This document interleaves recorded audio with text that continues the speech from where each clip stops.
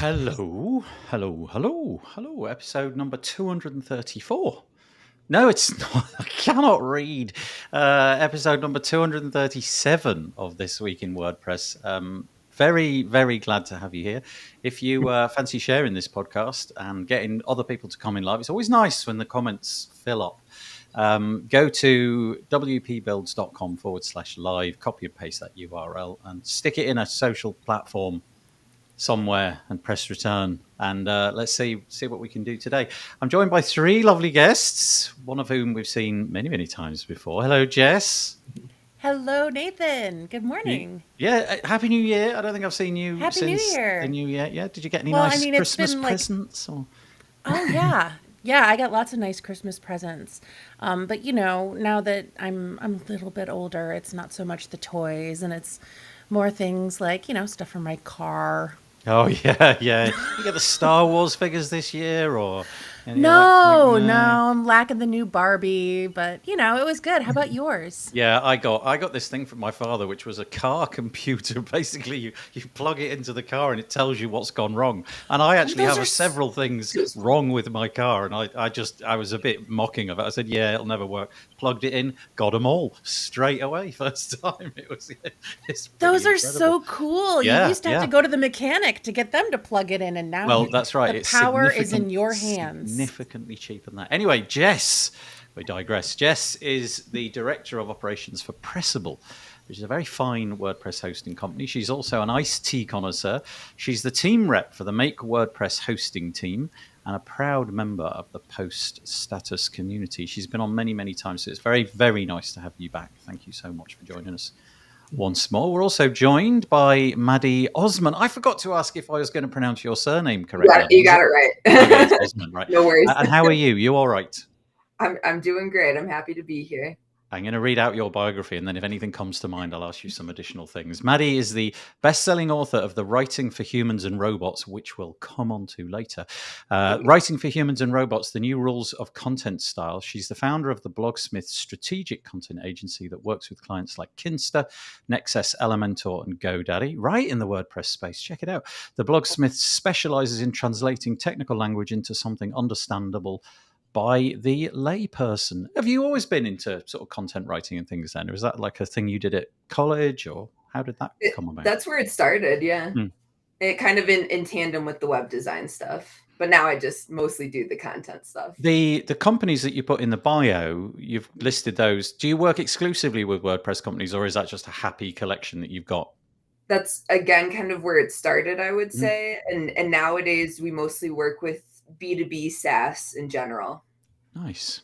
Yeah. Well, thank you for joining us today. I hope you enjoy it, and hope you come back and so on. And then also, last but by no means least, we have Zach Swinehart, who, by the way, gets the award. I don't have an award, Zach, but if I had an award for the best actual real background for anybody that's appeared on this show, because I mean, Zach's basically in his own library, which is just great. Hello, Zach. Hello.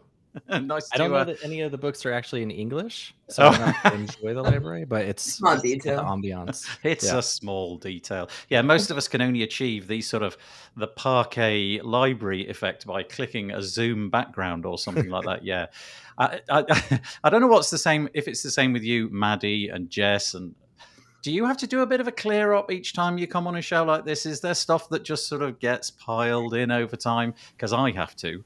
Basically, if I was to swivel my camera down there, it's a bit of a hill of just crud and stuff like that. Jess is nodding. Yeah, just don't look right there, because that's all the stuff that I'm going to sell someday. Yeah, fortunately, we can't. I have one of those. yeah, right behind me, load of stuff on the floor and what have you. But Zach, fabulous background. So Zach, if you're interested in this, Zach, actually, curiously, by real good coincidence, I don't know if it was good coincidence, maybe you booked it deliberately, Zach, I don't know. But Zach is actually featuring on the WP Builds podcast this week. And then because Zach had an interesting subject, we managed to make it span 2 episodes. So it'll be on in a couple of weeks as well. But I'll give you Zach's bio. Zach Swinehart has been building in WordPress as a freelancer since 2009. He loves using WordPress to rapidly build complex designs and as a backbone for SaaS products. He's one of the partners at doubleyourfreelancing.com and enjoys teaching people how to leverage freelancing to create more freedom and optionality in their lives. I actually didn't know, Zach, from the conversation that we had, which was nothing really to do with WordPress. It was all about sort of optimizing your life and kind of life hacks, if you like. I didn't realize that you were sort of building SaaS on top of WordPress. That's really interesting. Cool subject. Yeah, I quite like it, especially for MVPs. I think I don't have a lot of experience scaling a SaaS product on WordPress. I don't know how well a SaaS product would scale, especially if you're not using like headless WordPress or something. But for quickly getting an MVP done, it's great. Yeah, I was chatting to a guy called Corey Mass. I don't know if you know him, but I'm putting an episode out on the WP Tavern in 2 days' time, all about that exact subject. He has the same approach as you. He quickly builds things inside of WordPress, and then he just sees if there's an audience there. And if there is an audience there, maybe scales it, or maybe gets rid of it, or maybe just kind of moves over to some other programming language and does it that way. But yeah, very nice to have you on the podcast today. As always, pretty much always the first comment that comes in is a weather report from Peter Ingersoll. Literally every week, Peter drops in a weather report. It's hysterical. Greetings from Connecticut. There is currently -1 degrees centigrade, 30 degrees Fahrenheit under cloudy skies, had a dusting of snow overnight. That, Peter, literally is verbatim my weather report. It's -1 at the minute. There are cloudy skies and we had snow overnight. So I don't know. That's kind of weird. But thank you for joining us, Peter. Bit of housekeeping, hope you don't mind. If you want to be a part of the show, there's a couple of places you can go. The first one, as I said earlier, is wpbuilds.com/live. If you go there, you have to be logged into some Google property because it's YouTube. And so the comments need you to be logged into YouTube. Alternatively, if you're joining us on Facebook, you can share your username and avatar only. If you do the following, you've got to go to chat.restream.io/FB. It'll be in the notes at the top of the post. Click the link there to authorize Restream. Otherwise, you'll come through as anonymous, just the ordinary little avatar. Some people get over that by just writing their name at the beginning of the comment, but up to you. But Nathan, if they go to YouTube, can they subscribe there? Good grief, Jess. Now I don't know. I have no idea. Don't ask me about that. Somebody will have to try it and let us know. I'm so hopeless at this kind of thing. Yeah, probably. I imagine there's a way to subscribe. Oh, yeah. No, it's an embedded video. So you'd have to go to the YouTube channel and then subscribe over. Yeah, I'm sure you can. We don't have that many YouTube subscribers, really. This is all about the audio, which we'll strip out and podcast all about tomorrow. So here we go. Right, WordPressy stuff. Let's get ourselves on the screen. And okay, first things first, this is our website. We are WP Builds. If you do want to subscribe via email, as Jess was sort of very kindly suggesting, this is probably the best way to do it. If you go to wpbuilds.com, there's a little subscribe form on the front. Use that. Alternatively, like she said, you can go to our search Google for WP Builds YouTube channel. You can subscribe over there. But yeah. The next thing to mention is a WordPress story. This is a couple of things that I'm just going to rip through very quickly, if that's all right, you three guests. If you want to butt in and interrupt, please feel free to do so, but I'm not imagining there's a lot of discussion about this one. The first one is just a piece by Anne McCarthy. We've got several pieces featuring her today. It's over on make.wordpress.org called Core Editor Improvement, Advancing the Site Editor Experience. And essentially she goes over a whole bunch of things, including little snippet videos. They're about 30, 20 seconds long, where she just emphasizes, okay, this is how it does it. Because I think it's all very well explaining in text. Here's a new feature. Here's a new thing that we did. But it's always easier to have a little bit of text and then a video to see it. And so that's what she's done. And I commend her for that because it just makes it so easy to understand. And the things that she wants to highlight in the recent past are providing clarity and ease. She's got a section about the reusable template parts and the way the UI works for that. She's got a section about the navigation navigation block and how that's all been now put inside the sidebar on the right. And then she's also got this section about these global rows and things, and the fact that they've decided to separate those out with different colors. It's a good read. If you're following WordPress and you're getting confused every time you update, you just sort of think, "Ugh, what's happened? I didn't really follow what went on there." Definitely recommend, in one way, shape, or form, following Anne McCarthy. She goes by the title Anne Zazu. She's in Post Status, I think, quite a lot, and she's on Make.WordPress Slack as well. And it's just really worth following everything that she does. So I'll link to that in the show notes. Did any of you have anything to comment on that? I suspect not, but feel free if you did. I just think it's really cool, that style book feature, because that's kind of what I'm all about. Style guides, making it really clear, what the existing visual hierarchy of things is. So I think that's going to be really useful. Was that this one? It was right near the bottom. It was one of the first videos, I think. Okay. Yeah. Yeah, that like sort of pink background there. Yeah, this is the sort of style guides. This has been in WordPress for a little bit of time now, and it's really, really nice. You get this palette of different options on the right-hand side where you can select different ways that your theme will look, and you just sort of click through them all. And the new default theme in WordPress 2023 has got, like, I don't know, 10, 12, something like that. They're all really different. They don't change a great deal apart from colors, borders, margin, padding, that kind of thing. But the transformation that you can get just by clicking those buttons is pretty transformational. So yeah, thank you for mentioning that. Anything else, or shall I move on? I'll move on. Okay, again, this is something I just wanted to briefly mention. Justin Tadlock, who is now at Automatic, he used to write very regularly on WP Tavern. He's got an article which he's entitled A Walkthrough of Layout Classes in 6.1. It's a pretty quick read. It's probably going to take you like 20 minutes, but he essentially has decided to put all of the bits and pieces regarding that title into this one piece. He says, and I quote, "Layout related classes are given to container type blocks in WordPress. They define how nested blocks are aligned with their parents. Most extenders will immediately associate layer classes with the group block and the row and stack variations. However, WordPress uses classes for other blocks, such as social icons and so on."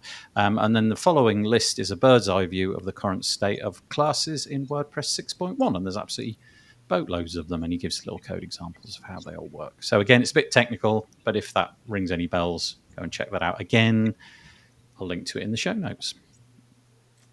Okay, call for testing.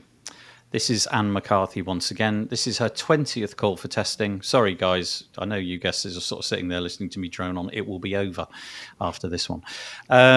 She's put together her 20th call for testing. The overview is Find Your Style, and she wants to see how you are able to achieve some of the recent things that have been pushed into WordPress. So the items that are being tested are push changes to styles, and also add an option to import widgets from sidebars. If you are into testing and wanting to make the WordPress future a little bit more smooth and streamlined, she needs your help. Again, I'll link to it in the show notes. All right, apologies for those three ramblings. I just thought I'll get them out of the way very, very quickly. This is the first one, which I think there's probably something to talk about. This is on WP Minute. When I started creating websites, there was almost nothing that you could find to help you in that enterprise. There was very little online. A few books were out on the shelves. I've got grey hair, so that tells you how long ago all of this happened. But it was essentially, if you thought you could do it and you wanted to put a little bit of time into it, you could develop a career in web development. It wasn't really called that. It was like website building and things back then. It was a lot more straightforward than it was now, but there was no way of sort of certifying yourself and saying, I have the necessary skills. Well, the same is pretty much true in WordPress, if you think about it. If you consider yourself to be a WordPress expert, the only way you can really justify that is probably producing a CV of jobs that you've had, projects that you've done, people's testimonials, and so on. And the idea has been raised more recently, and it's mentioned in this article on WP Minute by Eric Karkovac. And he's basically putting together the question, should we have a WordPress certification program? In other words, should there be some stamp of authority from some organization somewhere which says, Zach can do this, Maddy can do this, Jess can do this. What does that mean? What does that look like? Who would create it? How authoritative would it be? How long should it last? All of these kind of things. And I kind of think in the increasingly competitive world that we have in WordPress, this, to me at least, feels like a good idea to explore. So with that, I'm going to open up the floor and say, what do you think? Do you think this is something that would benefit, I don't know, particularly Jess being an employer or working for a company certainly that wants to employ WordPress experts? What do you make of all this? Oh, and Courtney got here just in time. Oh, did she? I wondered if she'd drop in. Yeah. I'm admittedly biased. I'm on the board of directors for Certified WP. So that's So you don't think there should be one, is what you're Yeah, saying? she's been there to just throw bombs into the. I'm the mole. But Certified WP was founded with this idea of helping military veterans find jobs. And in order to qualify for some of the programs available to veterans and military members, there has to be credentialing through the Department of Defense. And so I can share Jess, with you that can Certified. Sorry, I do apologize. Could you just run that back a little bit and talk about the US military connection there? Because I would imagine a lot of people probably don't get that piece of the jigsaw. Yeah, I forget that you guys aren't all in the US. Yeah. Well, in the US, we have a government. Sometimes. I'm writing that down. That's the title of the podcast There you today. go. In the US, we have a government. Right. Sorry, we have carry a on. government sometimes. Well, when military members sign up for service, it's usually in terms, and they can renew for their entire career. But a lot of times, once they've fulfilled their service, then they move on to jobs in civilian world. There are programs for helping veterans get jobs. And so the idea behind this was to try to help more veterans enter the WordPress community. And I'm specifically speaking about Certified WP, which you can find at certifiedwp.com. And so this was developed as a not-for-profit organization to help these veterans find a place in our community. Of course, you could watch all the YouTube videos in the world, but that's not going to help you get where you need to go quickly enough to, feed your family. And so this was intended to just kind of create an onboarding program. Since then, there has been a lot of controversy. Do we need it? Don't we need it? I know Learn WP, the WordPress.org founded education is fantastic. But that's not going to be enough for the Department of Defense if they want to start giving funds and helping veterans enter this. So it's still in its infancy. We're still figuring out what the curriculum entails. We're still looking for letters from employers to say, yes, I would hire someone who took a certification program that met this criteria, and I would expect that they would know enough to become a WordPress developer on my team. And that's kind of where that goes. And now, to be fair, I believe there may be other people in the WordPress community who have been talking about certifications. So I am specifically talking about just that one. I can't speak to the other ones. But yeah, I think I don't see a downside to it. Can we stick with Certified WP for a minute, and then we could broaden the conversation to just what it might look for in general? So if we stick with the Certified WP and the military, do you know, is there a... Does the department, it's called the Department of Defense, right? We call it the Ministry of Defense here, but okay. Does the Department of Defense sort of interface between people coming out of the military and, let's say, companies, institutions, organizations offering employment? So not necessarily with WordPress, but can you map, for example, he was a guy who repaired helicopters in the military. We're going to hook you up with people on the other side, the civilian side, who may be interested in your skill set. And if that's the case, is there a correlation between, I don't know, I was working in something to do with computers on the military side, and then out on the civilian side, these companies might be interested? Or is it more like, look, you're coming out of the military, it's a complete clean break, we'll just start you from scratch on an internet-based job, in this case, encapsulated by WordPress? In the United States, it's not that clean of a path. I can share, for example, my brother was in the Navy and he worked on computers on amphibious ships. And he has since translated that through training with the military into a career working on HVAC computers for large organizations. And so it's not like a quick cut and then you start doing this other job. There's a middle period with the training and then the onboarding. And, there are veteran affairs here that kind of manage that gap. It's not perfect, though. That's interesting, though, isn't it? Okay, right. Thank you. That's fascinating. So let's open it up now to the whole bigger debate as to whether or not WordPress itself, nothing to do with the military or certified WP, whether or not this would be a good idea. Because at the minute, there really isn't anything. You could say you've sat through a bunch of videos and you say, I'm actually really good and my ex-employer can certify me. But what do you think, And Zach, Maddy? can we Jess? also elevate what Courtney said there? Apologies, I haven't read Courtney's comment. Let me have a look. Right, so we should say, first of all, by coincidence, Courtney's, well, she's always here, let's be kind to her. Courtney's very often here, but she was the person featured at the State of the Word in the video, which was embedded in the post that we're talking about. She asked the question about this. That rabble rouser. Yes, doing all the right things like wearing a mask and all of that. Yeah. So she says, I found much of the same as a bootcamp instructor. We received funds from the government for retaining unemployed, underrepresented individuals. It needed official curriculum. Okay. Learn WP can be that official learning pathway towards certs. We do have plans in Learn WP as well for certifications. So if you don't know, learn.wordpress.org, if you go there, you are presented with an increasingly voluminous set of learning content. There's all sorts of different learning styles. You can read, you can watch, and it's about all the different subjects. It's growing over time, but there isn't a way of sort of saying at the end, I passed this test, I've got this thing. So, yeah.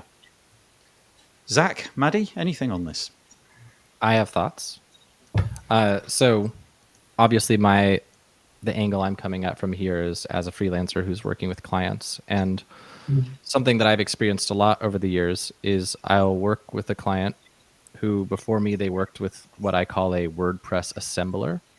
And I've noticed that it's really difficult for a client to know the difference between a WordPress developer and a WordPress assembler. And so as I looked at some of the stuff we're going to be talking about today with the direction that WordPress core is moving and stuff, like the vibes that I get, and I don't super keep up to date with the cutting edge WordPress, but the vibes I'm getting is that WordPress's goal is to be more accessible to the layman. Like all this stuff we see about the site editor, the whole goal of that is to make it more Squarespacey, Wixy kind of thing, build your whole website yourself. And so to me, layout builders were kind of the first rung of the ladder that makes the WordPress assembler more empowered, which is great for WordPress assemblers. And it can be great for clients too, because they can get websites for cheaper and stuff. But to me, as the barrier to entry lowers, I think that there's more and more need for WordPress certification to allow, in this case, again, my angle is thinking about a client, to allow a client to know if this person that they might hire is trained enough to do proper dev stuff, or if they're more, build a cheap site for a few $100 on Elementor or whatever kind of level. So to me, I think WordPress certification, if done right, like if there were different tiers versus an all or nothing kind of thing, to me, that would be great. Yeah, interesting. I like the idea of tiers. I guess it would go off in different directions. Like you said, it could be, you're experienced at turning around one-day websites with a page builder, or you're experienced building your own custom blocks with React, or you're experienced building, block themes or whatever it might be. Yeah, it'd be interesting to see if those different pathways opened up. Sorry, Maddy. I think, Zach, what you're saying also maybe brings out a bigger and separate issue, which is just the fact that site builders like Wix and Squarespace and things like that, like honestly, at this point, feel a little bit easier to use than WordPress. And so having a certification program could help get people on the same page. It could help forge, this linear learning path or non-linear, but according to whatever discipline that you want to go into with WordPress. And I also think that we have Google Analytics certifications. You can get certified in Salesforce. There's like a whole subculture for that, and getting the badges and stuff. So it seems like we're maybe even like behind by not having a central certification authority for that. And I think, yeah, in order for it to be successful, there would need to be some accredited overseeing body to do that. I have some ideas for who it could be, but at the end of the day, just, yeah, maybe not just being something that you can go online and get yourself without any, feedback from an instructor or any sort of like practical projects. I think that would still need to be part of it for sure. It's interesting the comparison you made with things like Google and Salesforce, because obviously it's all on their territory, isn't it? They are basically, you pay. I don't know if you pay, to be honest. Maybe their training is free, but you go through their training. They then test you, and then you are accredited on products which they can then sell into the marketplace. So there's a real obvious connection there. Mm-hmm. Google will win if you certify on their training, and presumably the same would be true for Salesforce and so on. So we're in a really different position, aren't we? Because who would be the person that would be certifying, and what would be kind of like the WordPress way for that?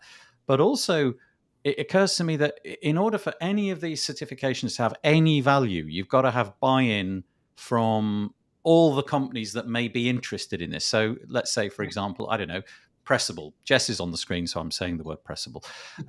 If you went to Pressable and said, I've got this certification from WP Builds, which say that I can build a WordPress, I mean, what? Who? No, that it's not worth the paper it's written on. It needs to be something that over time gets kudos, gets prestige. It's got value behind it, so that if you do actually succeed in getting it, it's the employers will, all right, okay, that'll get you through the door. Let's have a chat with you. But also, it's got to be maintained and up to date. And as we've seen with the stuff that Anne McCarthy's putting out, WordPress is changing at such a breakneck speed. How would these materials have kind of relevance in a year's time, 2 years' time? I honestly don't know. It's a real conundrum and a puzzle. Courtney has thoughts, though. She says that she agrees on presumably what Zach introduced there, different types of learning certs. That's very much the plan. Okay, thank you, Courtney. And also content creators, assemblers, designs, varying devs. Okay, so you're talking 4 minimum, maybe 5 different pathways where people can go and learn. Courtney, it may be that we've moved on by the time you reply to this, but can I ask you directly a question? Are you thinking about a certification at the end where they sit an exam where some space body is in charge of saying this is legit? We can provably say that they sat down in, I don't know, some sort of exam condition, or that they went through the gamut of things that they needed to do in order to prove that they did this. Because again, that would be important. You've got to prove that it was you that sat in. It wasn't your colleague sat next to you who was actually really good at it. those kind of things. So yeah. Anything else to add on that subject? Beyond the exam, I think we need to get behind something enough so that the certification matters. Not picking on Maddy, because I've seen her writing and she's absolutely brilliant.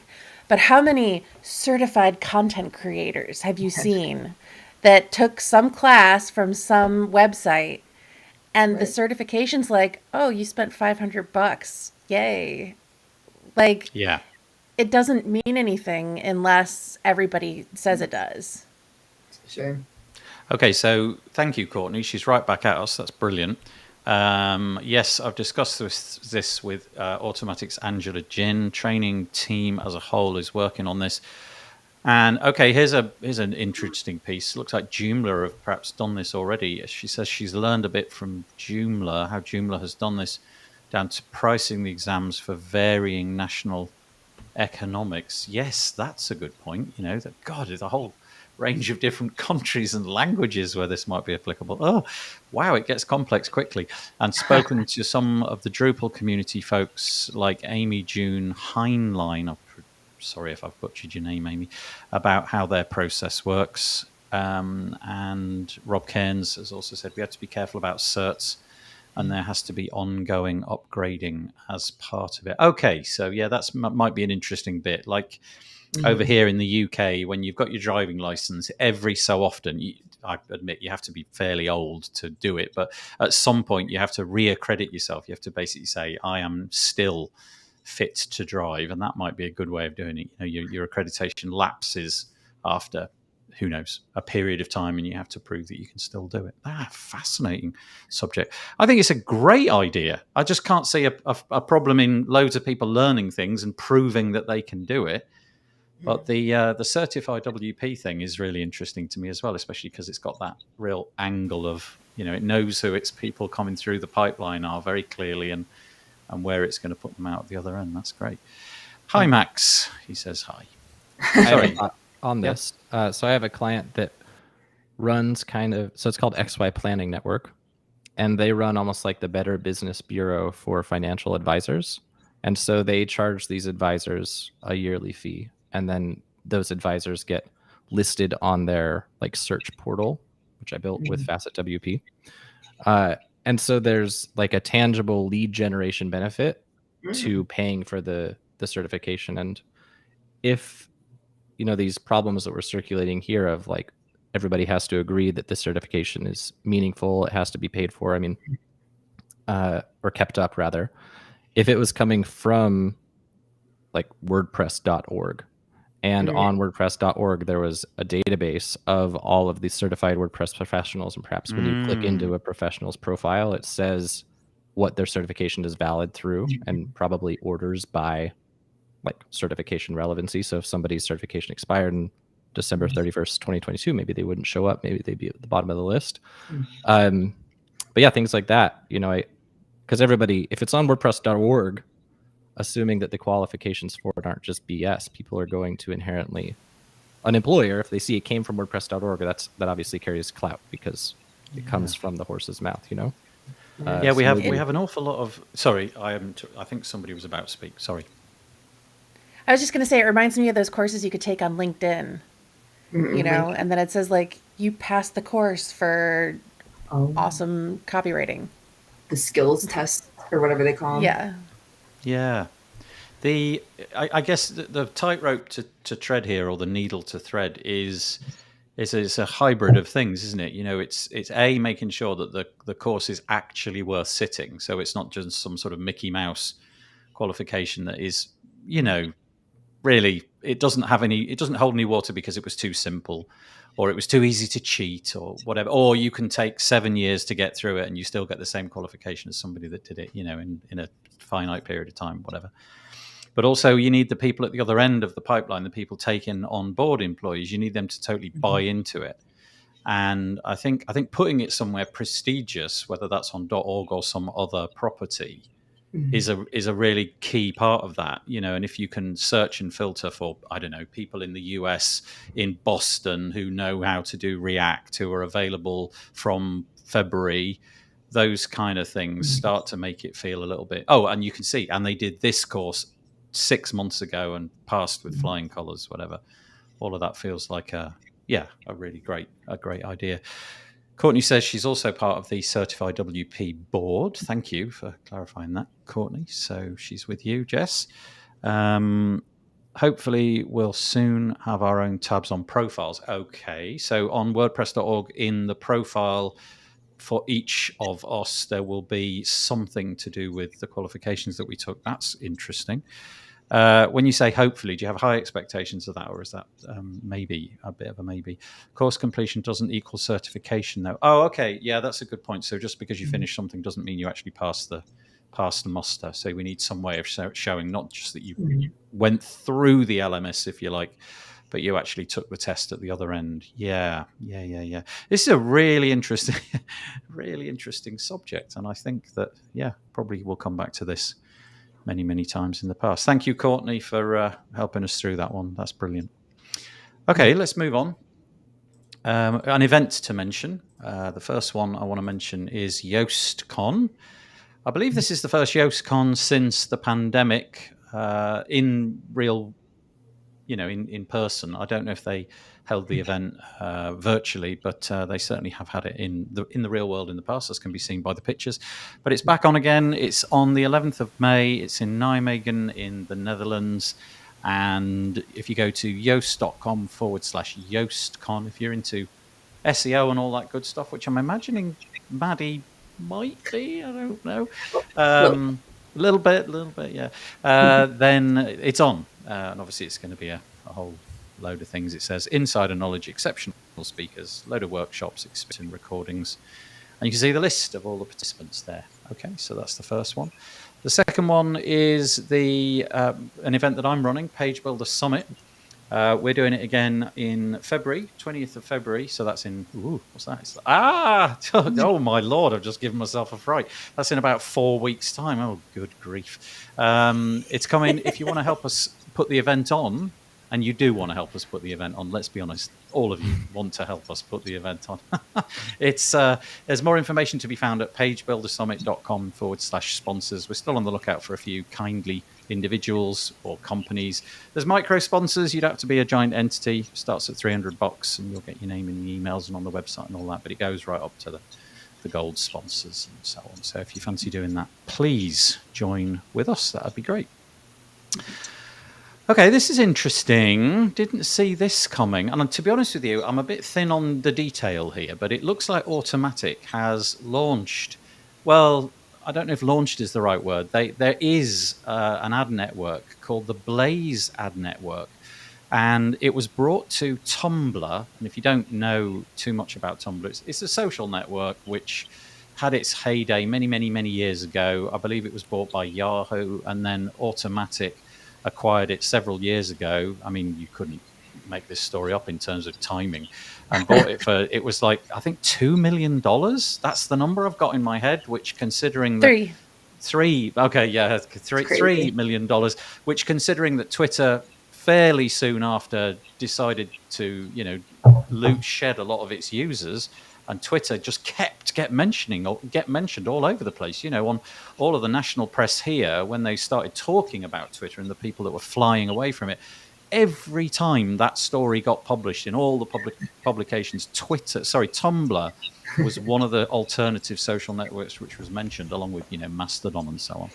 So they've probably done really well. And more recently, they brought this ad network to life where you can pay $5 a month, which gets you somewhere in the region of, I think, about 7,000 or 8,000 impressions, and they'll promote your ad into Tumblr.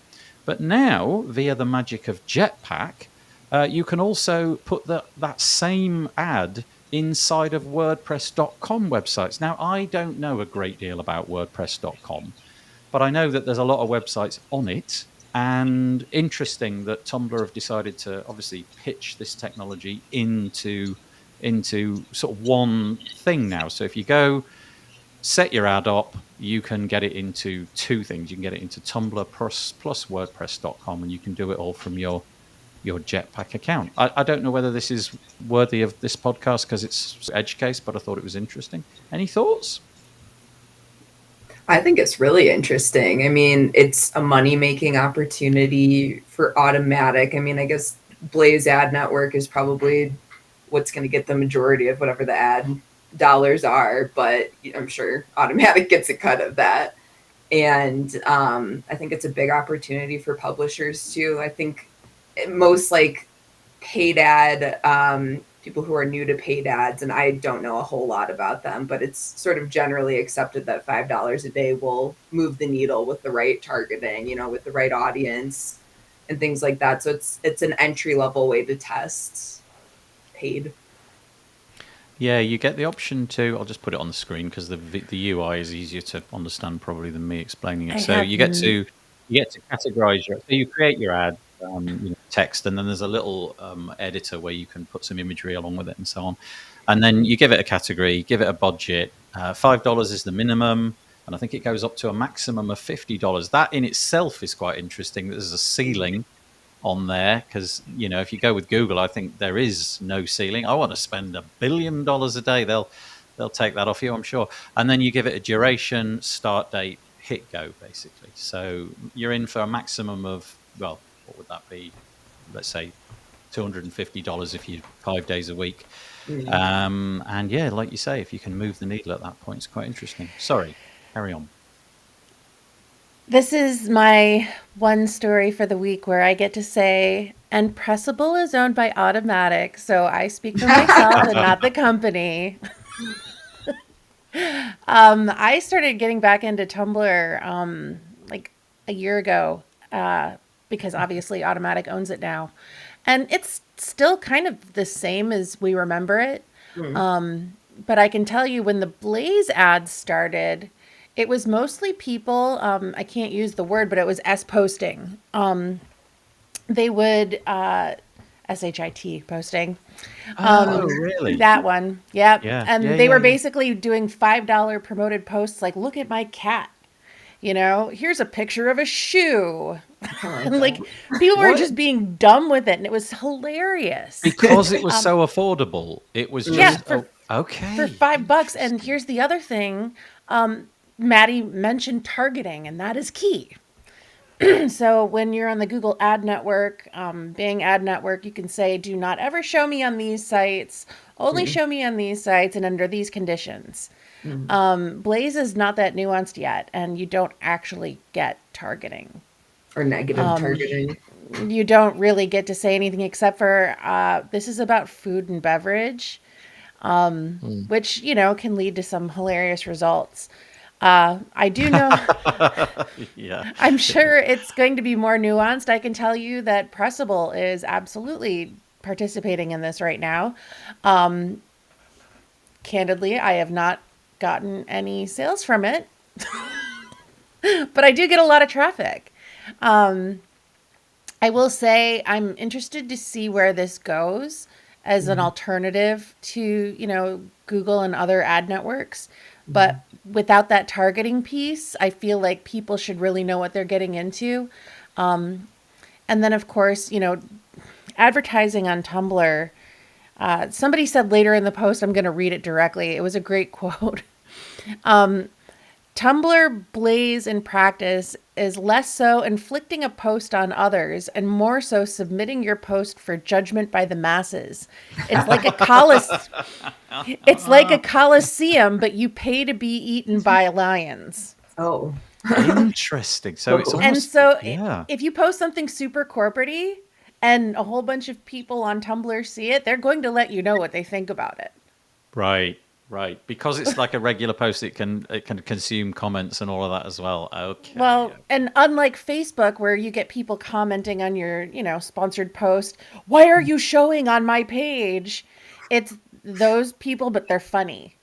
Well,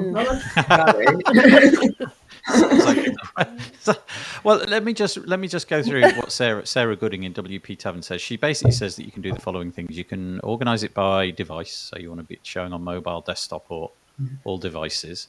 You can, according to this, click a geographical area, but it's not very nuanced, as Jess said. You can do it by continent. So, I guess if you're living in Europe, that's quite a lot of variety right there.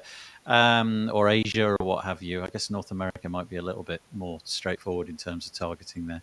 You can also pick an area of interest, so arts and entertainment, automotive, business and education.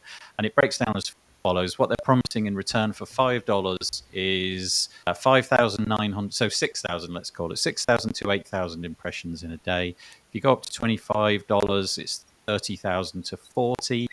And if you go up to $50 a day, it jumps up to more or less 60,000 to 80,000 a day, which to me, just in terms of raw numbers, I don't really follow Google ads or any ad network, what their numbers say. In terms of impressions, that seems like a pretty good deal, but whether or not these are engaged. Super cheap. Yeah, yeah. Whether or not these are people that are engaged, I often feel like social networks is like scroll the ad. I'm so immune to ads in search results. They basically are blank white boxes to me now. There it is. I know it's an ad. I can not even going to look at it. But yeah, I feel there we like I go. need to cover myself so that I don't get angry Slack messages. Yeah, don't Um, worry, it's like messages. There is that targeting that you mentioned. It's just not as nuanced. That was my only No, point. no, Sure. but it's new, right? It's only come out in the earlier Yeah, part. exactly. Right. Yeah, Things that's develop targeted. over time. You have to Yeah. start somewhere. And that's Anything why to you say get on this, $5. Zach? I mean, yeah, for impressions to costs, it sounds like an incredible deal. And I think to your point, Nathan, it just depends on where your audience is. Are they on Tumblr? Just like any other social media platform, you have to consider, like, are they even on Facebook, Twitter, LinkedIn before you spend the money? Yeah, it does feel like a very small subset compared to Facebook's audience, doesn't it? And the fact that you can really target it's just interesting. I'm sure this tech, if it proves profitable for Automatic, I'm sure they'll tweak it and maintain it and make it better. I mean, yeah, why wouldn't they? Sorry, Zach, you've been excluded from this one. If you want to hop in, do so. Yeah, I mean, my only thought is it seems like if you run the kind of business that can run profitable taboola ads or something like that, this would work. Like just broad targeting, not nichey at all, seems cool. If you do any kind of niche, like it would just be mostly useless leads. So we mentioned a minute ago that I've got this page builder summit coming up. Obviously, that's like a really slim, super slim segment of the population that would be interested in that. They're WordPress, but they're also kind of like implementing often, that kind of thing. Obviously, I wouldn't be able to do that here, but still, a part of me saying I should definitely sink $50 into that and see what sticks, because the impressions are just so great. If you get 80,000 people looking at it, I don't know if even 4 of them would actually be interested. But like you said, Zach, if you're selling something super generic and you just want people to engage with your content, so like, I've got an article, the 10 best reasons to do this, that, and the other, then yeah, maybe there's something in that. Maybe you can drive people to your website and annoy them by clicking continue at the bottom of your blog posts, which never ends. By the way, top tip: if a blog post starts with a number, just don't read it. 10 best ways to 16 things you can do. No, don't start with a number. What if it's like right? two things though? Is Yeah, that okay? it's still a number. No, 0 things. no. I don't know. I just see those all the time. Maddy, you could talk to us about this. Is that a thing? Like, I see that all the time. I see copy like that's 10 best ways to. Every week when I put this podcast together, I go through an RSS feed, and it's all to do with WordPress. It consumes content from all over the place, and it didn't take me very long to realize that anything that started with a number was basically not worth reading. And it just because it was, I don't really need to know the 10 best plugins for I wanted more newsy sort of content. So yeah, there you go. It gives you options. I guess that's what I think of listicles. It's not that I'm going to read the whole thing. I'm going to probably skip around to see whatever it is that brought me there.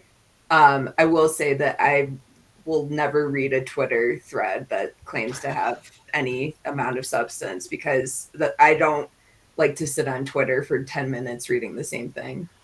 We've all got our prejudices, haven't we, online? We do. What we will and will not tolerate. I didn't even know listicle was a word, so now I'm right. Now there you we know go. you dislike listicles. I'm not a you fan of hate 'em. listicles. Never liked listicles, Zach, to be honest. All this time, and I didn't even know that's what they were Didn't called. even know what you didn't like. Yeah, that's Maybe right. you'll like it more now.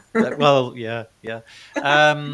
Okay, so that's interesting. A new ad network from Automatic being pushed towards WordPress.com sites and Tumblr.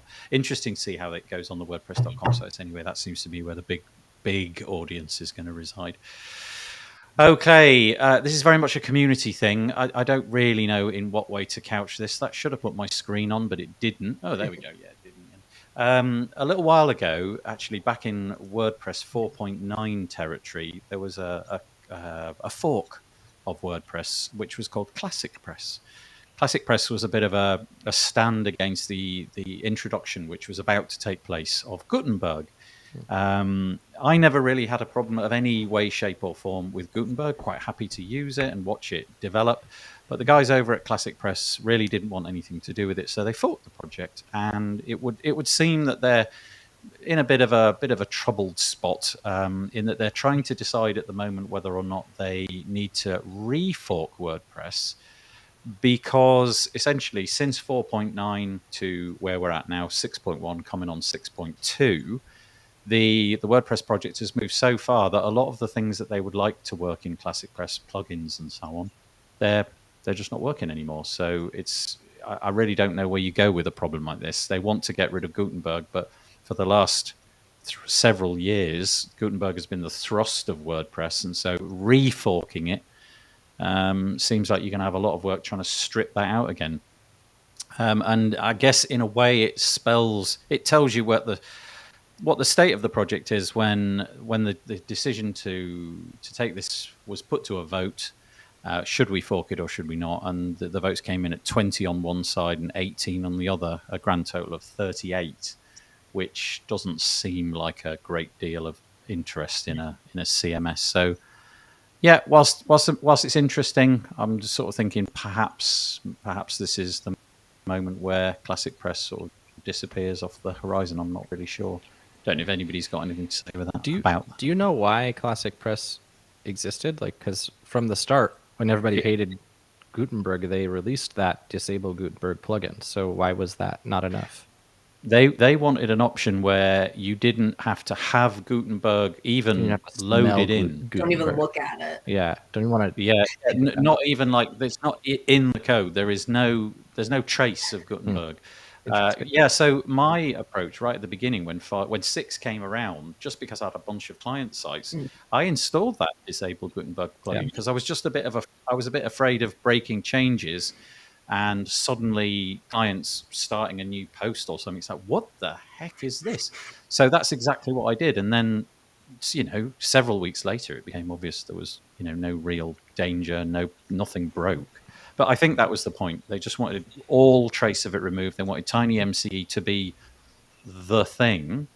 It just seems, how can a project like that, I think, compete with the bigger WordPress thing? It doesn't seem like it's very likely. So it can't. I mean, I think you could just take the numbers from that article and you can consider even just like the number of people who are here, the 4 of us, the people who are commenting, who are all part of the larger WordPress community. We all contribute in some way.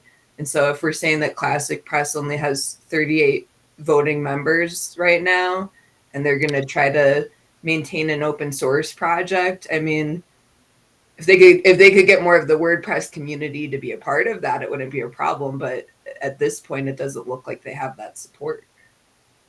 I can fully see why there was that groundswell of people that didn't want anything to do with it, because I can understand that position. It wasn't like it was a silly position. It was just very different. I think most of us just said, well, let's just go along for the ride and see what happens. And here we are. And now I use nothing really apart from the block editor to do almost everything now, and really like it. Yeah. So there we go. The article, that one is on, is Sarah Gooding. It's WP Tavern. It's called Classic Press Community Votes to Refork WordPress. So you can check that out. Okay, I think this is going to be the piece that I'm most interested in this week. This is a piece over on a website called jeremy.hu. He's Jeremy Herve or Herve, I'm not sure.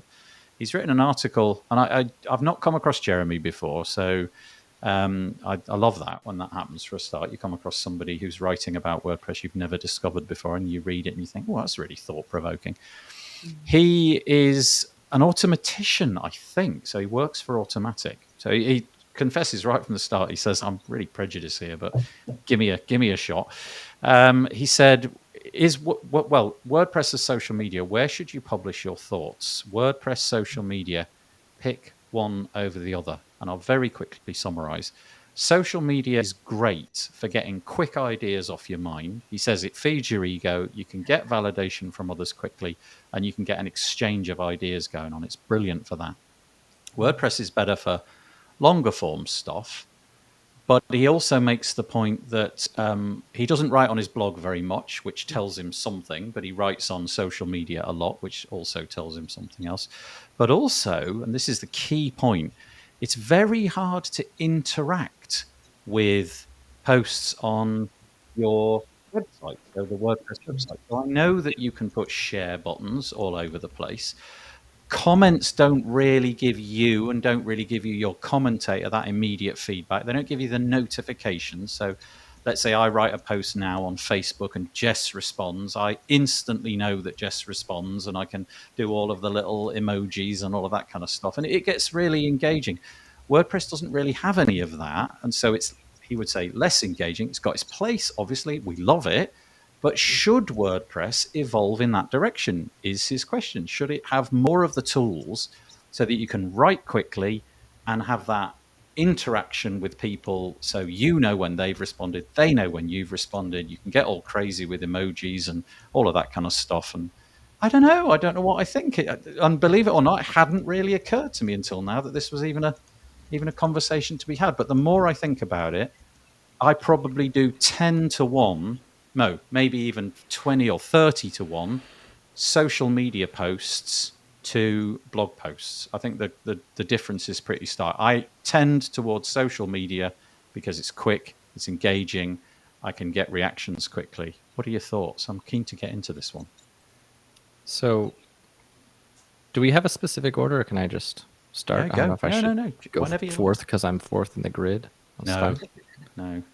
So I do a lot of course sites for clients. There we go. I'm first now. Great. I do a lot of course sites for clients, and every time a client wants to do some sort of community, the challenge is always interaction. And so when someone like home rolls a forum on Discourse or on one of those like WordPress plugins that are all old school, like BB Press or whatever, the hardest bit is just getting people to come in and use it because they're not there already. Yeah. And so to me, the way I see WordPress is almost like as my repository for education, and social media is like a form of community interaction. So to me, I don't really see any advantage of trying to make WordPress into something that it's not, because even if there was all this functionality for live interaction, it still requires people to be just sitting there on my site waiting for me to come talk to them, which isn't going to happen. And it requires me to be sitting there waiting for people to post comments and try to have a discussion. So I would think that even if the functionality is there, the interactivity would always fall short of social media, and would frankly always fall short of Discourse or Circle or whatever Mighty Network standalone community thing you might make.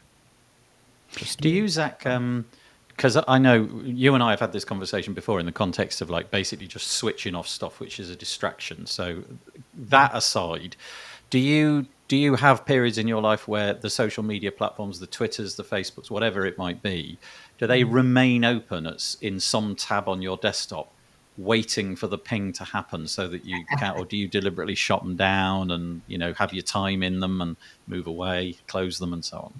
Yeah, I mean, right now, I was telling you about Habitica when we were having our solo episode, but it's basically this like daily RPG habit tracker kind of thing.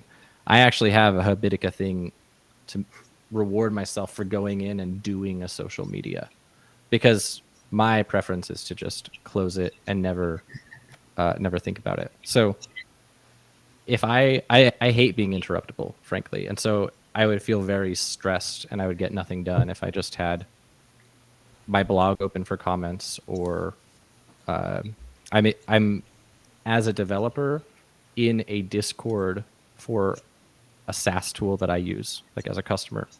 Mm-hmm. And that's what they use for support. And I find it so distracting to have Discourse open, just waiting for a response back and stuff. So yeah. I'm probably not the best person to weigh in on this, because I don't like the interruptibility. And so when I want to do community interaction, I want it to be like on my terms, a scheduled block on my calendar. Mm-hmm. This is my hour that I am interacting or whatever, which is obviously kind of an anti-pattern for Twitter, because the whole thing with Twitter, and maybe the whole thing with any community, is that it's meant to be fresh and ephemeral and happening live. I don't know. Yeah. So in the conversation that you and I had on that podcast, basically it was all about like the possibility of turning stuff off, that was a broad pattern, and also rewarding yourself for doing things that were in your interest, not in your interest. But I was saying to Zach that one of my things which just always remains open is email, and I check it habitually, and just the little favicon which says the number of emails, that's enough. If I see that as gone up by an increment of 1, it's like, whoa, stop what you're doing, Nathan. Go check the email. That's going to change your life. And I do that all the time. And there were definitely periods in my in my life where Facebook was open, Twitter was open, all of these different things were open. They had notifications enabled.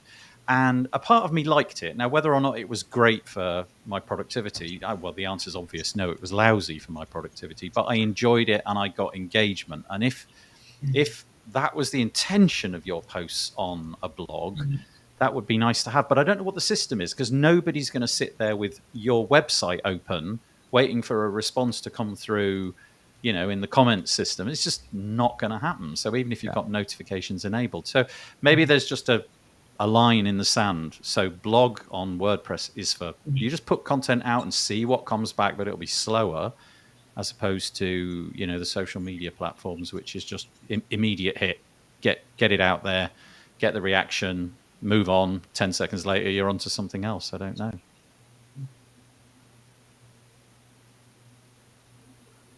Yeah. Just trying to... Jess, Maddy, anything on that? Back in the day, I worked for Copyblogger. And I don't know who on here knows them, but, there was an entire community in their comments on their WordPress website. Nice. And people would interact with each other. And, again, I'm definitely aging myself, but then it kind of went out of vogue to have comments on your blog posts. And it took some of the, community with it. There were still people that would sign up, and you'd find them in other things that, the WordPress website included, which was like a membership community and things of that nature. But, we're not really seeing people running, BB Press like they used to, and like, the different social media-esque elements are not exactly popular anymore. It's not easy to build up a community in comments. So while I absolutely love to guard my time and have boundaries of when I get distracted, and the more Twitter kind of turns into a dumpster fire, the easier it is to ignore it. But I also find that when something's going on and I want to know what's happening, I check social media, because they're usually faster than news sources. So I think there's a lot to be said for where people go when it matters most. And I don't know. I'd love to think that they're going to come to my little blog, but that is a. Sorry, Zach, you carry on. Sorry. I mean, I'm happy for you to go first. Okay. I was just going to say, I think it's an interesting point you make, and it circles back to the point the dude made in the article, which was that he feels more inclined to post small stuff on social. The thought that I have is, like, people may come to your site or you may go to some other site if you habitually saw it as the place where breaking stuff, small stuff would happen. But then to me, the concern I would have is that the line of quality, if you see a site as the authoritative place where you go to get a deep dive and really make life decisions from, it's, I would think, never going to be the same place that you would go to get a little hot update that they just barfed out without thinking about it, because they're kind of at odds with each other. So how would you be able to do both, I wonder? Yeah, it's kind of the difference between like a blog and like a news category on your site or something like that, or separating them out between social and your blog. I think the thing that this article made me think about was just the old adage, don't build your house on rented land. I think we're kind of seeing that play out on Twitter with, people's temperature in terms of like the current leader and the direction it's going, and whether they align with that or not, and deciding, if they built a platform there, if they want to keep it there. And WordPress, because it's open source, like, it's ours, it's transferable if you want to bring it somewhere else. But nobody can really like take your content away from you so long as it's yours and it's not like a violation of somebody else's copyright. I loved when you could do and you could probably still do this, but like my first WordPress blog, I think I had the Facebook comments instead of the WordPress ones. And honestly, it was because it was easier for people to use. Some people don't want to make an account on your website. And again, I'm just like so out of it now that I don't know what the current situation is. But I do think that requiring signups is a barrier to community on WordPress sites. The last thing I was going to say is I think of, to Zach's point, like WordPress or your blog is like where the longer form content lives, the quality where you can really dive into a topic. And I think of Twitter, LinkedIn, or any other social platform as the place where you can then go to repurpose that content in shorter form to drive people back to your website if they're curious to hear more. Yeah, that feels like the way it's gone, doesn't it, over the last decade, that the social platforms have become the advertising network for each of us in a way. If we are producing content on our blog, it's highly unlikely that you're going to be discovered quickly unless you have some, random television appearance or something like that. But through repurposing it, reposting, getting shares on social media, it feels like the way to get people driven to your website. Yeah, I am beguiled by the idea of a suite of tools which you could embed in WordPress, maybe even part of WordPress core, that somehow enabled some of that interaction to happen, so that there wasn't the whole logging in to make a comment. There was just something that you could, I don't know, anonymously. I didn't mean to say that. Nobody wants anonymous posting. That's going to be a train wreck. But you know what I mean? Something where being logged into, I don't know, something on a browser perhaps, as opposed to a social network, would enable you to one-click log into all WordPress sites or something. I know that you can do that with WordPress.com and things, but I don't know. I just I'm like the interested idea. to see what Mastodon does. I mean, like, Yeah. Nathan, why did you set up your own Mastodon instance? So the reason behind the Mastodon instance was essentially I was just hearing too many horror stories about Twitter, and this is going back like 2 years ago. So it was nothing to do with the ownership, because the ownership wasn't in question. It was more to do with Zach's point about people just getting sucked in, wasting their time and all of that. But also, I have a sort of sneaky. There's something about me. I don't know if it's my upbringing that thinks that really the thing that we're given in return on social media is not that great. We're getting all sorts of information sucked out. We are the product, as people keep telling us. So it was a bit of a reaction against that. If I own my own Mastodon server, I know that I'm not selling anything to anybody. I know that it's just code that I run, and those kind of arguments. I just didn't like the idea of me being the advert. And I was increasingly seeing examples of real world where things were just going wrong in the real world because social media had its finger in the pie somewhere. So it was more to do with that, really. I'd love for Mastodon or something like that, something open source, to be the conduit for me logging in all around the web. But I do think this guy Jeremy's got a point. I would love, because I'm so into WordPress, I would love for it to be the first place I turned when I had anything to say, short, long, medium, or whatever. But it absolutely isn't. I just put the long stuff there. Yeah. Well, Matt Mullenweg has said he's looking for more ways to integrate Mastodon and that sort of concept into WordPress. And I kind of wonder what the future holds for that. Maybe the answer is you have that central place where you are publishing what you are doing, even if it appears on someone else's stuff. Like, when you want to leave a very long and thought-provoking comment that you don't necessarily want that other person to own, it could be on yours, but somehow talking to theirs. It's about connectivity at the end of the day. And social media works when we're all kind of on a level playing field. Yeah. And I don't know that hierarchy that comes when it's your WordPress, but you want people to contribute to it, has that same feel. Rob Cairns, hi Rob, by the way, makes a really interesting point. You said Mastodon is not the answer to free speech issues. No, I would agree with that, Rob. I think my broader point was that Mastodon, though, is the answer to algorithmic chaos. And what I mean by that is if I'm on Twitter, I really don't know what the device is that's putting the next thing in my feed. It's just beyond me. I don't know what the algorithm is. Same with Facebook. You know, I get patterns coming up, and I'm always curious. How did that pattern establish itself? When did Facebook decide that I like, I don't know, that thing? And that's what I like about Mastodon as well, is there's none of that. It's basically, when did it happen? That's it. That's all the criteria that there is. So your feed, if you're following lots of people, scrolls past hellishly quickly to the point where you can't even read it. So it forces you to cut down who you're following a little bit if you want it to be readable, because you can't, you want one thing to drop in every few minutes or something like that. So that's what I'm thinking there. Also, Courtney says that she also, Jess, was a copy blogger and Third Tribe community member. I don't know what Third Tribe is, but it sounds cool. And Mark Westgard. Hi, Mark. Mark's from WS Form. He says, hi. Thank you, Mark. And Nomad Skateboarding.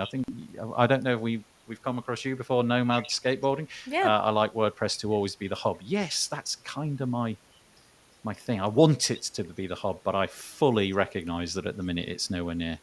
It seems like being able to do that. I feel like in order for it to work. Oh, I'm sorry. Yeah, share. No. Just one more comment from Todd Jones. You guys are still going. Yeah, never stop, Todd. Sorry, Zach, carry on. I feel like in order for it to work, because again, to circle back to that, people are already there kind of thing.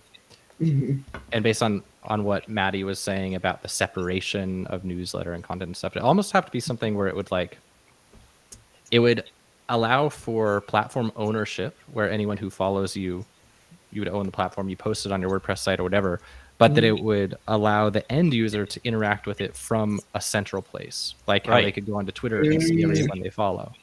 If something like that existed, I mean, it would be quite complicated, I guess, because it would require a lot of buy-in from users and site owners, but it could just function as like, I don't know, WordPress plugin with a custom post type that updates an API or something. But it'd be kind of cool if there was a place where you could just log in, but that service did nothing else apart from authenticate you.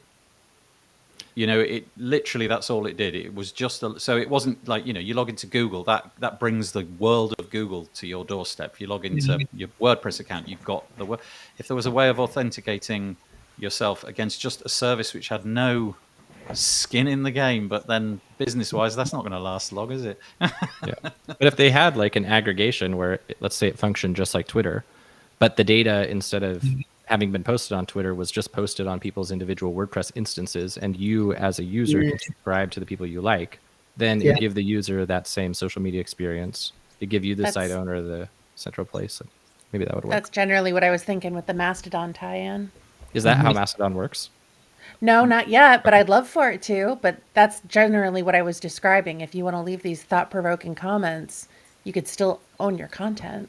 There does seem to be a groundswell of support in around Mastodon, amongst a load of other things like Pixel Fed and a bunch of other services, use a thing called ActivityPub, which has been around for a really long time. And ActivityPub, all that you're doing when you look at Mastodon is you're watching an implementation of ActivityPub. That's all it is.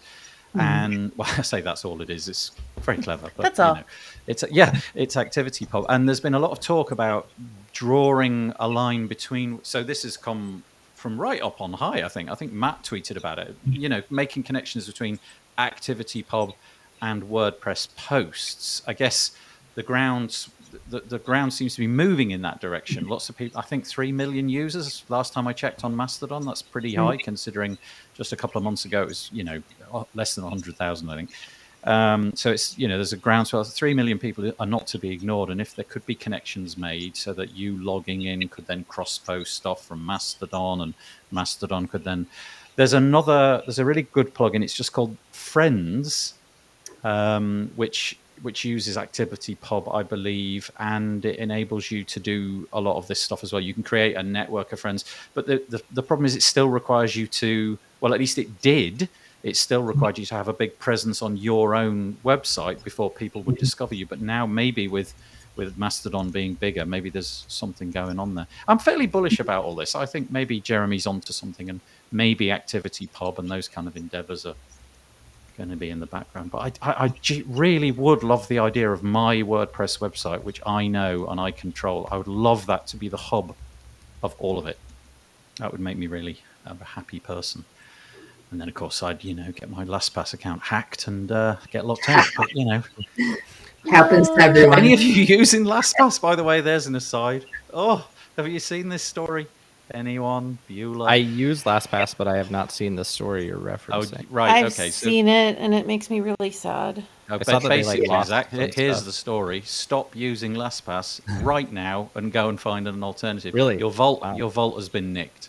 Oh shit. And it's only a matter of time.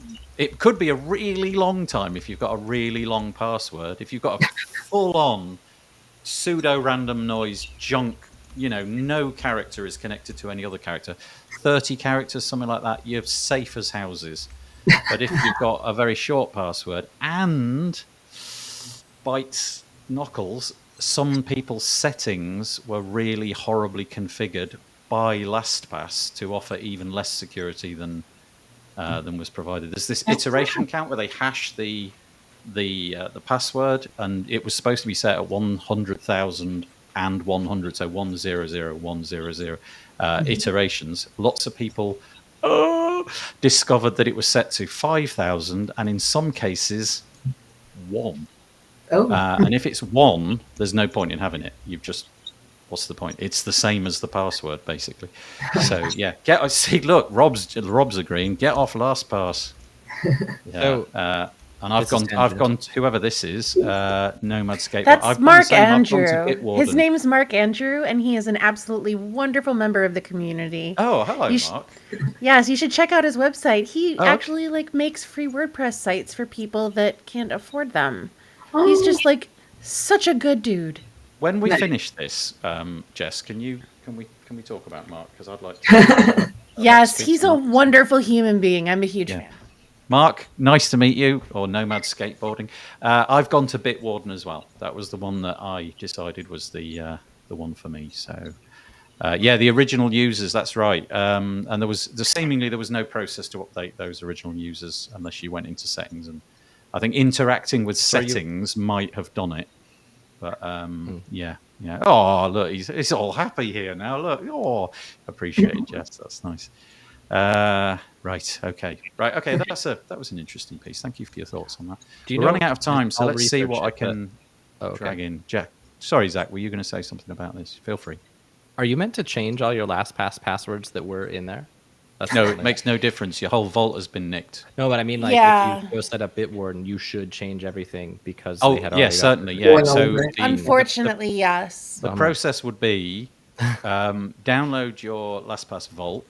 Download it somewhere where you don't have a backup because it's in plain text. Oh my god. Then upload it to Bitwarden. In my case, upload it to Bitwarden. Delete the backup. Then wipe your hard disk or something like that. And then go around and nominate. Start to pick out high value passwords inside your LastPass vault. Like it might be your banking one or whatever. Just go through them one at a time. I've got something like 1,500 to go through, and I'm several hundred in. But that's my personal hell. Yeah, it is. It really is. But it also demonstrated to me how much I hid behind this one unknowable fact. I've got, credit cards. Can you believe it? I wrote down the numbers of credit cards and things like that in there. Passport numbers, national security numbers, all of those kind of things are in there. So I guess I'm doing some Google searches later, and I will be Nathan Wrigley by the end of the day. That's right. Yeah. I think what I did was I isolated anything. I just went through the whole list, and I tried to isolate anything where there was e-commerce involved because I thought, they might have a credit card attached to it. Yeah. And also things which really, really mattered to my productivity. So I immediately went and changed the WordPress website password for the admin for all of the accounts that I've got. anything to do with Google, because I use email and things like that. That's obviously another vector. If they can nick your email account, often the reset instruction goes to the email, all of those kind of things. But yeah. Anyway, sorry, there we go. Okay, so Peacher is here. There she is. Oh, Peacher, every single vault has been compromised. Well, yes, Peacher. They didn't say that every single vault has been compromised, but they didn't not say that single vault has been compromised. And if you're a security company and only 40% of the vaults have been nicked, I'm pretty sure that they're going to say only 40%, only a subset of our users have had their. So yeah, I think it's pretty safe to say. Kathy Zant is your best friend here, Peacher. She will get you straight on all of this. Speaking of Peacher, very quickly, Peacher and I have got a show coming up on Tuesday. We do this regular thing called the Peacher Neri. Well, it's called the UI UX show, and Peacher takes user-submitted sites, and we spend about an hour talking about them. What she likes about them from a UI perspective, what she thinks could be improved. She's a total pro, so it's free advice. We've got, I think, enough shows for this episode, but if you want to submit them, go to this URL. It's wpbuilds.com/UI and get it on for the next show. It's great. We also, after dark patterns, which are now called deceptive designs. There's annoying things around the internet where you click the button and go, oh, it was the wrong one. It got me. I added the insurance to the cart when I didn't want it. I just wanted the flight. That kind of stuff. That's all deceptive design. So if you've got any of that, there's a field here where you can add it as well. So yeah, join us tomorrow in about 24 hours time. That's what we're doing. What is the time? It's 26 minutes past. We're going to have to just run out of WordPress news. Let's get to the silly stuff. First things first, this one. I love this. I love the underdog. This week in The Guardian, a completely unprofessional guy, he's not an archaeologist, he's been really interested in these old cave paintings at places like Lascaux, and single-handedly has discovered there's a dating system built into the paintings made up of a series of dots. For a long time, archaeologists apparently have been convinced that there's been some information held in those dots, but never figured it out. And then this guy just rocks up and says, yeah, I reckon I've figured out what people were saying 20,000 years ago. Here's my thoughts. And the archaeologists and the pros took a look at it and said, yeah, you're right. Just like, oh. So that's my silliness for the week. It's in The Guardian. It's called Amateur Archaeologists Uncovered Ice Age Writing System. Very cool. And we had some other stuff which I'm not going to share this week. I haven't got time. But I did want to share this one of Maddy's. This is yours, Maddy, right? It is, yeah. Tell us about this. This is cool. Yeah, so for those who aren't familiar, ChatGPT is, I guess, the GPT-4 AI model, which what's really interesting that people don't realize is it's trained on data from like 2021. So anything after whatever that training date was, it has no idea about like 2022. So that's the limitation currently. But anyway, so people are interfacing with this ChatGPT, which is basically a chat that spits out like an AI answer. And so Ryan Reynolds went in and gave it those check mark things. He wanted it to specifically include those things in a script for a Mint mobile ad, and it did. And if you watch the video, it was like very spot on, and Ryan Reynolds agreed, which is certainly a scary thing for all of us to think about. So the ad, he asked it to produce an ad in his own voice, not like so it sounded like him, but it had the feeling of something that Ryan Reynolds would say. It needed to contain a joke. It needed to swear at least once. There needed to be something about big wireless and an offer that they were putting on. And he just reads it off the paper, and it's like, yeah, you wrote that. There's no way a computer wrote that. And I have to say, for the first time this week, I actually tried ChatGPT out just to see what all the fuss was about. I've seen people using it left, right, and centre. And I got to say, I really did have to pick my jaw up off the floor. It was, in one sense, amazing. Like, there's no question it's amazing. But in another sense, it was also horrendously terrifying. Yeah. Because I just thought, and in your case, Maddy, copywriting. Actually, I'll put this post on. Let me see if I can find it. I did have another post about something like this. No, I can't find it now. Maybe it's for next week. It was a post that I found this week, all about the fact that one of the major news publications, I think it was CNET. The CNET one, yeah. CNET, yeah. Mhm. CNET this week I don't know if they exposed it themselves, but it has become exposed that over the last 6 months, 72 of the articles that they've put out about technical things, because they're a tech publication, have been entirely written by AI. Right. And, that's 72 pieces of work, which, okay, maybe they would never have been written. Maybe they would have been squashed as titles. But, Maddy, maybe somebody's job is going out the window because of that. Does this stuff bother you?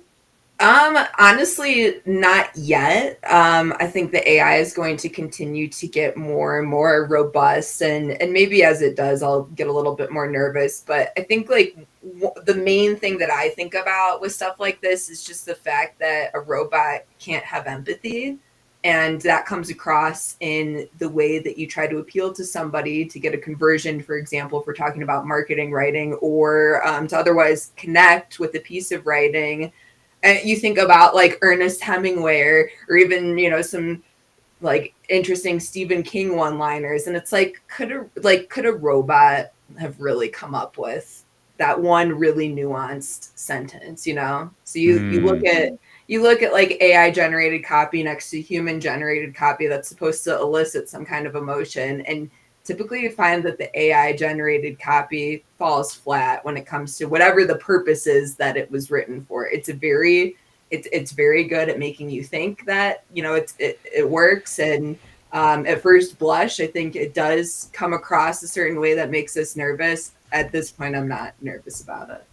I have a couple of thoughts on that. The first one is that I remember Gary Kasparov was playing Deep Mind. I think it was called Deep Mind. He's a chess player. He was a very successful chess player.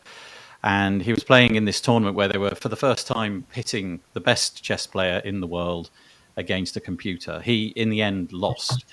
But I remember seeing this moment where the AI moved, and he literally... So imagine him staring at the board. They're completely motionless, aren't they? They move a piece and then they sit and watch. He literally sort of like shot back in his chair and said, "No human makes that move. That's not a human move." Yeah. Like, that's not... So what's coming out of me there is I don't even think we know what they're thinking, what their constructs are. You've Right. gone through the whole of your life building your constructs into what is coherent thought and what's clever. And Ernest Hemingway was able to produce that sentence based upon all of the things that happened in his life, and out that popped. The AI might not even wish for that. And an example that comes to mind is if you look at an octopus, which is clearly pretty darn clever, but we don't have any insight into what that cleverness even feels like. It's probably not modeled around language, which is what you and I are thinking all the time. So I think the AI is already mocking us. Sorry. Yeah, we'll give them this little bit of stuff off the edge of the table. We'll let them have it. Anyway, it amazes me and it worries me at the same time. Zach, Jess, just before we end, any thoughts on that? I mean, I have used AI in a lot of different contexts. So I've used AI for art generation for my music, like for release covers and stuff. I've used it for dev. I've used it for writing. And I've been on the whole, at first, I think, Maddy said it well, like at first blush, it seems very threatening. It seems very intense. But like the way all context of it that I've experienced boil down to is like an approximation of something really freaking good. So the art, if you see a thumbnail, you're like mind blown. But then if you look at it in detail, human figures are missing heads and stuff like that. And I keep having issues when I've used it for dev, where I've used it for some WordPress stuff. So like anything I might normally go to Stack Overflow for, I've been using it for, because I was originally writing it off. And then I have a friend who's been leveraging it for research, who's been like really encouraging me to not write it off. And I don't want to be a dinosaur who's saying, "Oh no, this new stupid technology." So I've been trying to force myself to use it, but I keep having these instances where I'll very confidently receive a wrong answer. I used it for Thanksgiving recipes, just got a bunch of BS that was not, like, I needed a fact check, and I'm glad I did. I've gotten some dev answers where it's like, this code should just work. I asked it like, is this syntax correct, or will this hook work? What are the parameters it uses? And a lot of the time it just gives me wrong information, but it's framed as if it's totally certain. And then I'll ask it a question. I'm like, but actually isn't blah, blah, blah. And then it's like, oh yeah, well, in this one instance, Sorry about that. Yeah. Yeah. So, yeah, I don't know. I haven't been super impressed with writing. It feels like the 2022/3 version of an article spinner from back in the day. Like it's just kind of regurgitating things that have already been said because that is its life experience. Right. So we were talking about LastPass. There's a guy who was interested to discover what LastPass, what data is in the clear. Because if you've got a LastPass field, let's say you've got a data point, like you'll log into Google, several of those fields are encrypted, some are not, but that's by design. But if you dump the data out, it's hard to parse because it's just this comma separated, just tons of characters written to the screen. So this guy asked ChatGPT to write a PowerShell script for Windows to parse it all, and it did it first try. And then he said, and then can you put a UI on it so that other people can use it?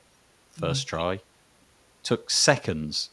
And he just asked it that question, basically just asked it in plain English, write me a PowerShell script to deobfuscate LastPass. So it knew all about LastPass. It knew how to write in PowerShell. It knew how to build a UI with all the fields. Apparently, there was one problem with the UI. 2 fields overlapped slightly. So we had to go in and make them not overlap. It was like, I'll forgive you for that. It's just like they're coming for us. And it's exponential. It's not like humans where we just get a little bit better each generation. These, Yeah. Anyway, on that bombshell, I'm going to ask Jess to give us opinions. These are not the jobs I'm hiring for. I need my AI to do my laundry and to cook my meals and to collect the food that I need for my meals so that I, as a human, have more time to create. Yeah, that's the perfect use case. Yeah. in Tallinn, here in Estonia, there are these little robots that are self-driving robots that go to the store and pick up the food and deliver it to you. It's pretty cool. You see, and you put Chat GPT in there, and you can have a conversation with it as it's going down the street. That banana's too mushy. Yeah, Go back. Yeah. Thank you so much. I realise we've overrun. I do apologise about that. I'm going to put me back in the top left of the screen because we have to do this slightly humiliating thing at the end of the show where, look, Jess is doing it. We all wave if that's all right. This is just the thing that we do. So could I get Maddy and Zach to what? Yeah, you see, it wasn't that bad. Oh, thank you so much. I really appreciate you joining us today. First of all, Jess, thank you so much. Maddy, thank you. And Zach, really appreciate it. Hope you come back. Thank you to all of you who left us comments. There was quite a few coming in there. It's always fascinating. Our audience are always really engaged and interested and thought-provoking.